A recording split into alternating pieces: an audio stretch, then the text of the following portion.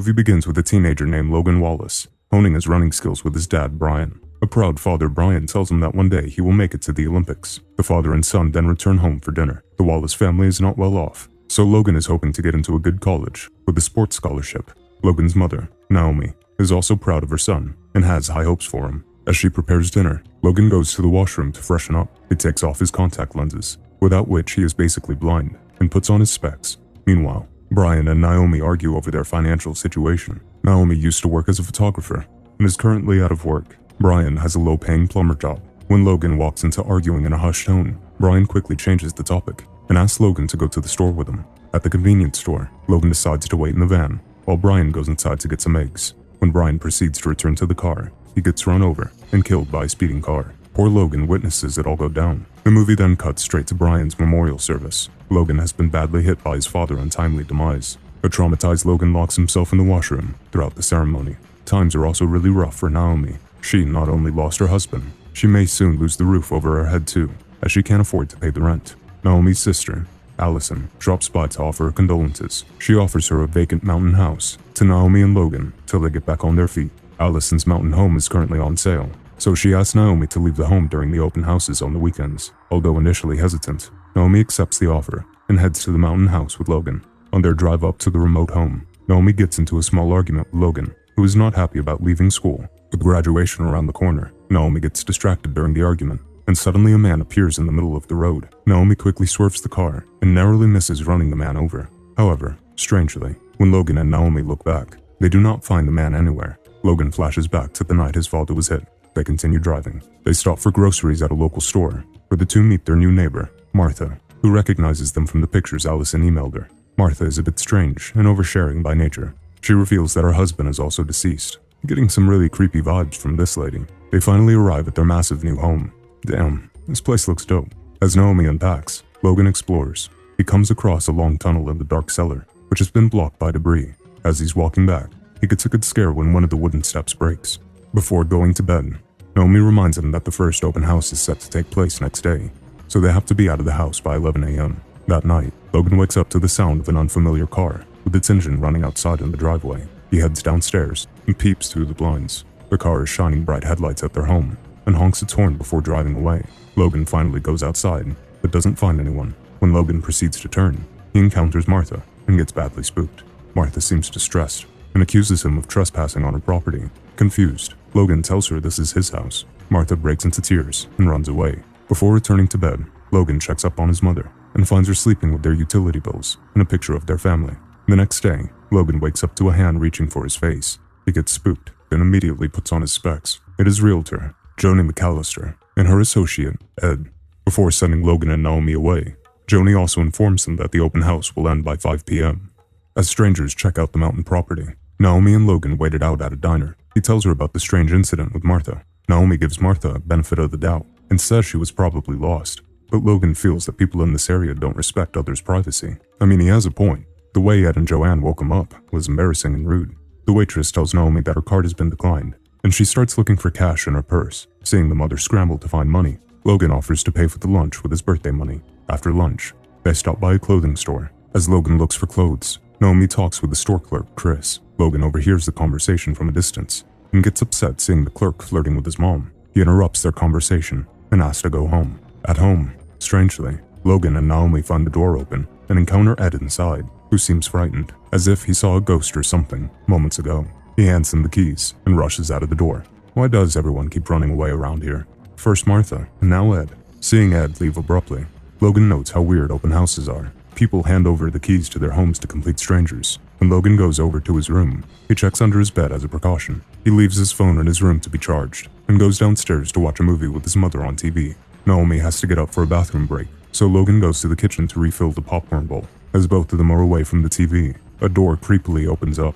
Then they receive a call on the telephone, but no one speaks on the other end. After the movie, when Logan returns to his room with a bowl of cereal, he finds his phone missing. He looks for his phone throughout the house, and notices his bowl of cereal is now on the living room table. I would get very suspicious. He then hears strange noises coming from the basement, and then suddenly, his mother screams and he rushes to her room. Naomi freaked, because the hot water got shut off while she was taking a shower. Logan tells her about the strange noises coming from the basement, and she heads there with a flashlight by herself to inspect the noise. here we go. However, as Naomi turns on the heater, someone slams shut the basement door. Afraid, she calls out for Logan, but he doesn't hear her. Fortunately, the door is not locked, and she gets out.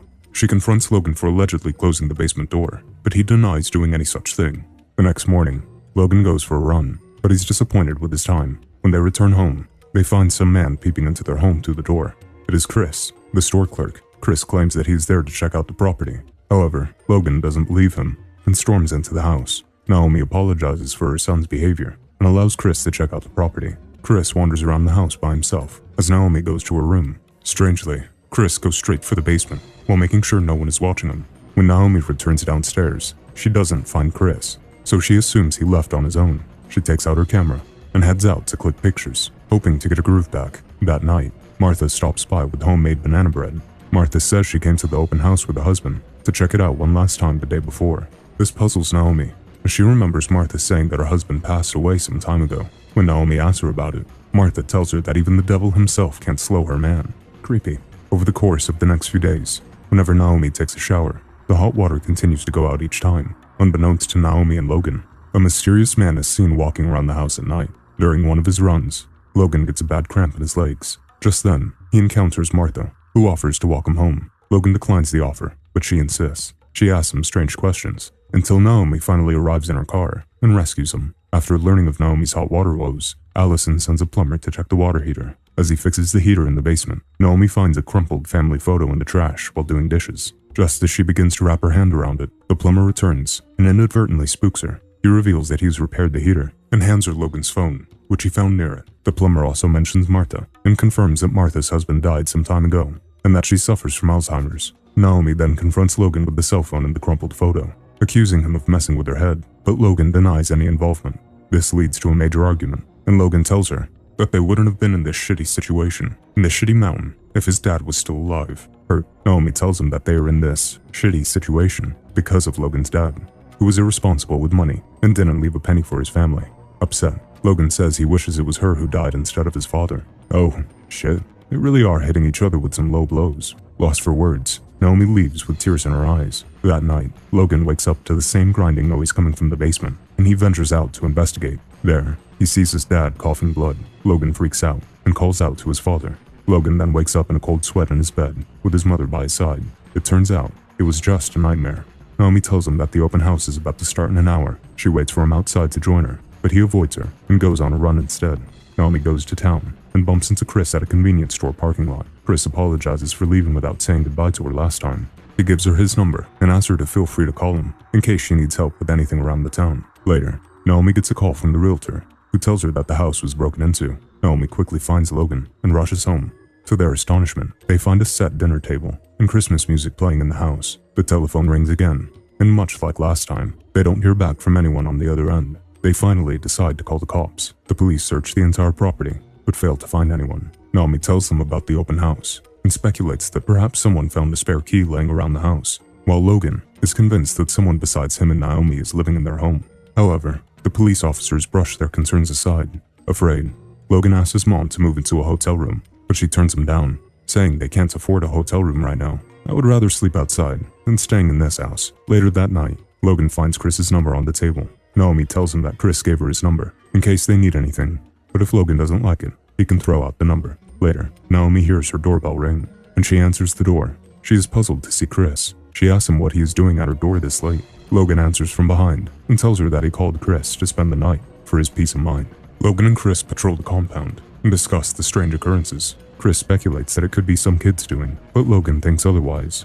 He said it felt more personal, like it was the doing of someone who had been to the house before. After checking the compound, they return back inside. Chris crashes on the couch in the living room. Logan brings him a pillow and a blanket. He thanks Chris for his help and apologizes for his rude behavior during their previous encounters. Chris forgives him and tells him that it's all good between them. Later that night, as Logan begins to take out his contacts, he again hears strange noises coming from downstairs. He ventures out to inspect and finds Chris missing from the living room. He then notices a car with its headlights on in the driveway and heads out to inspect. Lo and behold, Logan finds Chris dead inside the car. Just as he begins to wrap his head around it, an unknown man grabs his head from behind and slams it on the car's window. The man then pours spirit all over Logan's body, but doesn't set him on fire. The man then goes back inside and sleeps right next to Naomi in her bed. Naomi wakes up at night and looks at the photos from her cameras that she had given to be printed. To her astonishment, she finds alarming photos taken by a stalker of her sleeping. She finally notices the man behind her and freaks out. The man grabs her and attempts to choke her. Naomi later wakes up to find herself restrained to a chair. She calls for Logan, but the man arrives and starts torturing her. One by one, he breaks all her fingers. Ouch. The man then places a knife right next to Naomi and again disappears. Outside, Logan finally gains consciousness and hears his mother screams. He finds her inside and frees her. He tells her that he loves her a lot. He then asks her to hide and heads downstairs to find their phone. The car's headlights is shining through their door again, and the radio is playing a creepy song. Here we go. We all know that shit's about to go down now. Logan suddenly hears his mother's screams and rushes upstairs. However, he doesn't find her in her room and realizes that she is in the basement. He nervously ventures into the cellar with a knife. Naomi suddenly approaches him from behind in the basement tunnel, startling him. As a result, Logan accidentally stabs her. As Naomi falls to the ground, Logan notices the man standing in front of him. He freaks out and runs upstairs. He almost makes it outside the house, but the man drags him back inside and takes his contact lenses out. Logan then somehow manages to get away and run into the woods. He finds a spot and hides quietly. When he hears someone walking, he can't see without his contacts or glasses. Turns out, it's Martha on a night walk through the woods and doesn't hear or notice Logan at all. She leaves, and Logan continues running. The next morning, as Logan rests by a stream, the man finds him and murders him. The unknown man then drives off to another open house.